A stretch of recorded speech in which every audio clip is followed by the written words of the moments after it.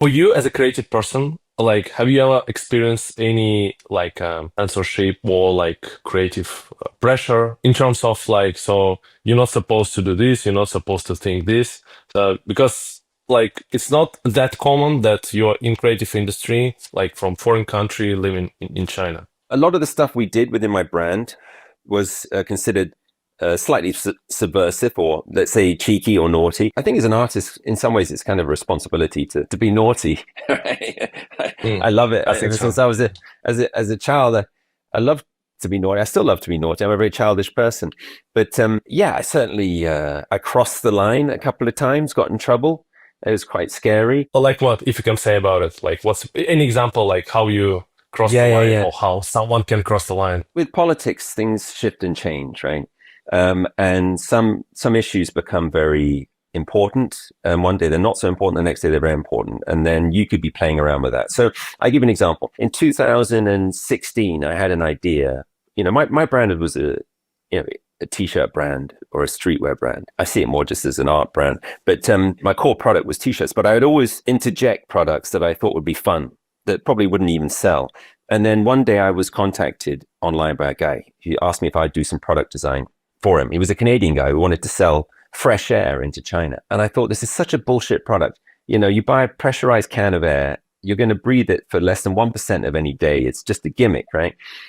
So I wrote back to him and said, you've given me an idea and I'm going to sell more than you. And he wrote, ha, ha, ha. And then I started selling canned Beijing air. At the time, Beijing's like air was the worst quality in the world. Everyone knew it. And so I thought, why not sell canned Beijing air and see if people would buy it? And so, I found a factory in Shenzhen. It wasn't even in Beijing. I made 2,000 cans. It was the minimum order I could make. And I put them in the store. Mm. And then they started to sell like hotcakes. And then I made it into like the Daily Mail, into like all this crazy media. I was on French TV shows. It did exactly what I wanted to do, which was I wanted to create a marketing stir so people would talk about my brand. And I thought, okay, what's the next thing? And so the next thing was I created, what a snow globe is, right? You shake it and it snows, right? So it wasn't even my idea. It was a friend who told me the idea. A guy called Mike Wester. He said, why don't you make a pollution globe? I'm like, that's a genius idea. Can I use it? He said, go ahead.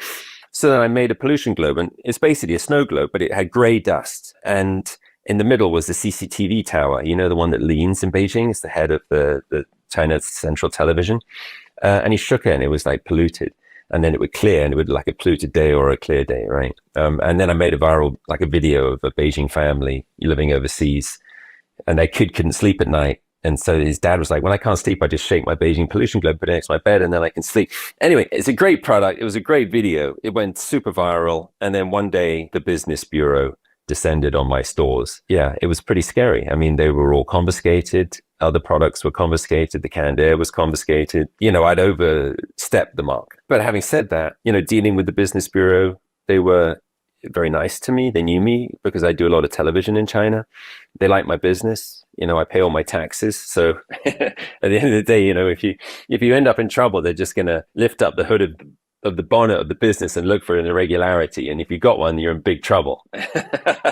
So for them, it was like a touchy subject, like sensitive Yeah, topic about yeah, the yeah, yeah. pollution. Yeah, that's why. Yeah, yeah, it was a very important subject to everyone in Beijing. Mm. The pollution was terrible throughout, 2012, I'd say to 2018, 19, it was really, really bad. And for me, I thought it'd be fun to make light of it. But obviously, some people in government didn't think that was, particularly respectful. So I got in trouble. You overstepped the mark. I mean, I got away with it, and people were nice to me, and I got a slap on the wrist, and then it took a while, but yeah, I got over it. But you learn as you go along with stuff like that, and generally, I always try to stay out of politics. I never want to upset the party. I don't want to be in politics anyway. I don't really know how to talk about politics, but I like to make fun of things. I like to make a joke or make a comment on certain things in life. But I try to stay out of politics. But in that particular case, I would say I accidentally ended up in politics. Okay, any advice for foreigners how to navigate China if you want to do anything basically in China? What, how not to get in trouble and what you need to be aware of? That's something not on the surface level or something like under the surface. I say it's quite hard to get in trouble in China generally. I think, whether yeah, I think people in China have always been extremely respectful of foreigners, and they still are. A lot of foreigners say, "Oh, well, they don't respect us as much as they used to in the 90s or 2000s. We were more interesting then." I would say in the 90s, we were almost above the law. You could do anything. You'd never be, given any trouble. But then it sort of became more of a level playing field. Chinese people love to sit down, have a meal. I say I've solved 1,000 problems over, what they say, 吃人吃饭, just invite someone for a meal. I've managed to solve so many problems over a lunch. Chinese people love food, embrace the food culture, know that, they're wonderful people, and they love to do business. They enjoy the hustle. I would say, when I built my retail brand in Beijing, it was all built around the community where I lived. And amazing how many people fell in to help me from local government. I mean, I joined local government. I must have been one of the first foreigners to be a member of local government for about 7 or 8 years in Beijing on Nalaguxiang. I was a member of the Chamber of Commerce, and they invited me in.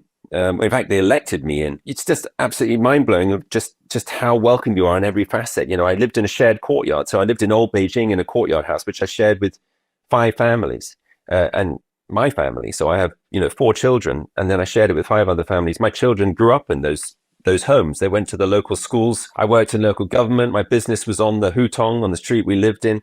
We were welcomed with open arms. Of course, you're always perceived as a foreigner. You're never not going to be a foreigner. I'm never going to be Chinese, but they were incredibly open to me being a businessman there, being involved in local government in terms of policy of how to, market and develop the street that we lived on into a commercial street. You can really get involved in China if you have an open mind, try your hardest to learn the language, the culture, treat people respectfully. You can do incredibly well.